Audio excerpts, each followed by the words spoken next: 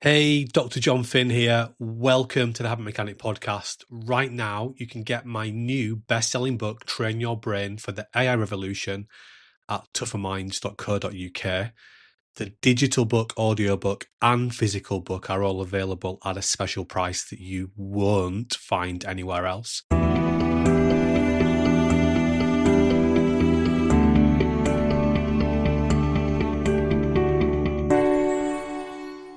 Hello and welcome to the first episode in a series of 4 podcasts looking ahead to the Tougher Minds Improve Exam Success. It's a bite-sized resilience training event.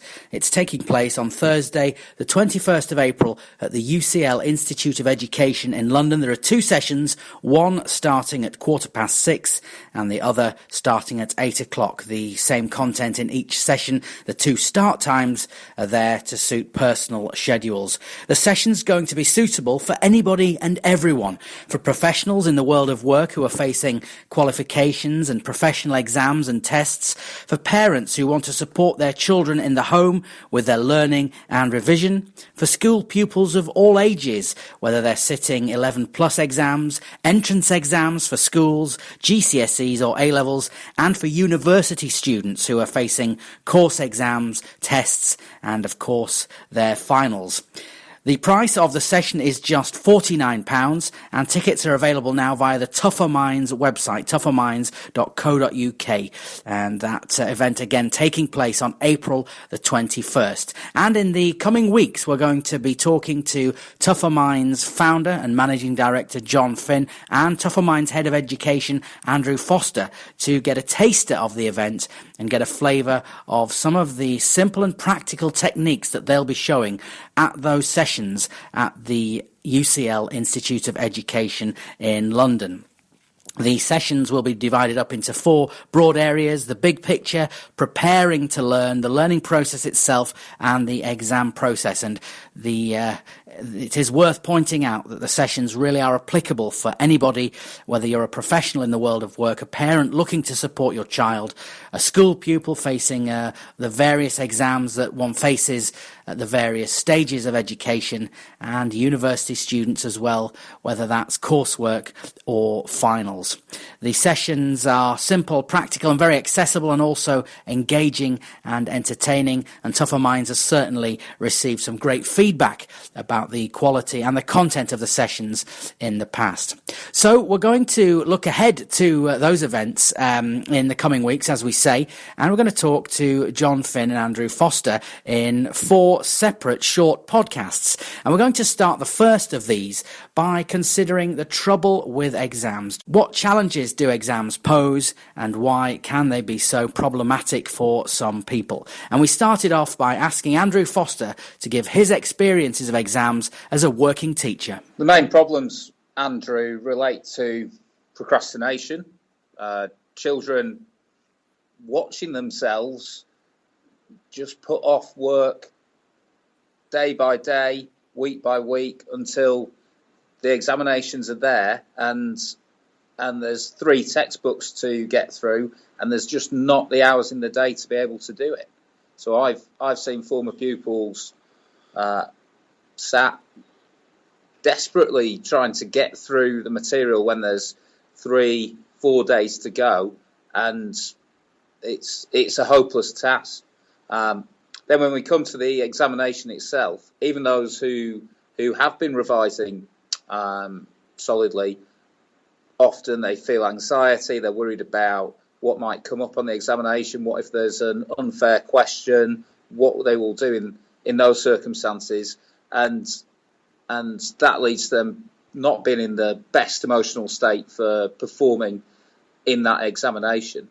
I mean, good news is, of late, working with Tougher Minds has meant that I've seen far less of that sort of thing. But that's something that generally is happening in all of Britain's schools, and as far as I can tell, every school in the world. And John, you yourself, obviously, through your own career and work in academic circles, must have experienced a fair few examination periods as a participant and a watcher, in your role as a lecturer guiding people through certain courses. Is that your experience too in the academic and university sphere? Yes, from personal experience, but first of all from myself, Andrew. I think there's been quite a few exams I haven't coped particularly well with. And it's interesting reflecting back on how you personally managed exams, trying to stay up all night or most of the night revising before the exam, thinking that was a good idea, and then 10 years later, when you've become a so-called expert in this area, you recognise that wasn't a very clever thing to do at all. But yeah, from working with people like the Professional Golfers Association, sort of lots of young people trying to pass quite difficult examinations to become professional golfers. That's kind of seen to be the best qualification of its kind in the world. Certainly pressure that worries people in the build-up to the exams, and it impacts on their life. The same at university. There's a lot riding on whether you pass exams or not, and actually whether you get good exam grades or not. I think we know that to get into your university of choice, it's probably already predetermined at GCSE level, because if you don't get the right GCSEs, you've got a very limited chance of getting into some of the top universities. So yeah, I've seen this everywhere, but I think the important thing to really reinforce about exams is it's not just a child or a teenager or a young person problem. I know lots of adults in different professions, from medicine to law to other sectors, who have professional examinations all the time. You finish your GCSEs, you think, yes, that's it, I've done my exams now. Then your A Levels come, you do your A Levels, yes, that's it, and then it's your apprenticeship exams or your university exams, and you think you've done all that, and then all of a sudden you've got another test. So life is full of of formal tests and informal tests, and I think that they can have a really negative effect on people's lives. I was going to say, certainly in the professional sphere, accountancy and law, professional development does, to a large extent, from what we can gather, depend on your success in formal written examinations, which, as you say, for those of you who thought you'd escaped it once you took the mortarboard off and went to the university graduation ceremony, can think again. So it's a perennial issue for people of all sorts, and that's of course something I know you're going to address in the event on April the 21st at the UCL Institute of Education. Andrew, if we can talk briefly about some of the consequences, I suppose. We've highlighted the phenomenon of this potentially problematic period in people's education and lives, and what have you seen the consequences are? When young people aren't well versed in managing their emotions, they go into examinations and they underperform. They do not recall knowledge, understanding that they've demonstrated they had previously when it really matters, and the result is that they have a set of examination grades that other people might think are good, but actually don't facilitate what they want to go on and do. Further to that, it's really sad when people's participation continuing on at school into sixth form hangs in the balance, and sometimes people don't make the required set of grades, and then they don't get to continue with their friends on through the last 2 years of school. That's very upsetting. People can obviously bounce back from that, but why not get it right first time? You'd imagine as well, I suppose, an impact in families more broadly as well, given that could happen. Oh yeah, absolutely. I mean, I think that the only thing worse than going through that process yourself is seeing your child go through it and feeling all those emotions and having even less that you feel like you're able to do. I mean, one analogy that I've used with with pupils that seems to strike home is this idea that if on the last day before the examination, an angel descended from upon high and said, "Do you know what? We can go back a few months. We can go back to the point where you had enough time to revise. We can hit the reset button. All it will cost you is the little finger on your left hand." And I know there'll be quite a few pupils who would take that deal.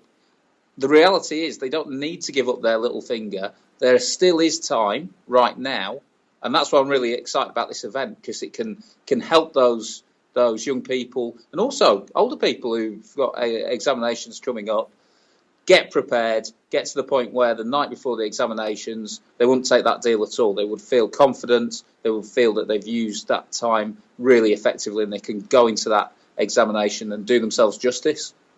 Yeah, well, in the next episode of this 4-part podcast series, we're certainly going to look at greater understanding of what happens, why it happens, and what can be done. And John, this will be very much focusing on the scientific aspect. Yeah, so every simple and practical strategy, skill that we promote within Tougher Minds is backed in science, the best science that we understand. So it's important not to only understand the science of the interventions, but also the science of why people feel stressed and why they find it difficult to get themselves to do the work that they need to do. So yeah, we're going to talk about the science that underpins human behaviour, but also the science that underpins how we can change ourselves and build better habits, specifically around exam success in this case. That was Dr. John Finn bringing to an end the first of our 4 short podcasts looking ahead to the Tougher Minds Improve Exam Success event. It takes place on April the 21st at the UCL Institute of Education in central London and has 2 separate start times, 6:15 or 8 p.m. Both sessions have the same content, and all the sessions are suitable for anybody and everybody facing an exam of any kind, whether it's a professional exam, whether you're a parent looking to support your children with their revision and their exam preparation, whether you're a pupil yourself facing GCSEs or A Levels, or whether you're a university student facing course exams or finals. It's easy to make a booking for the Improve Exam Success session. Just go to the Tougher Minds website, tougherminds.co.uk, and you'll find the links there to take you to the booking page. Thanks for listening, and look out for the next podcast coming up very soon.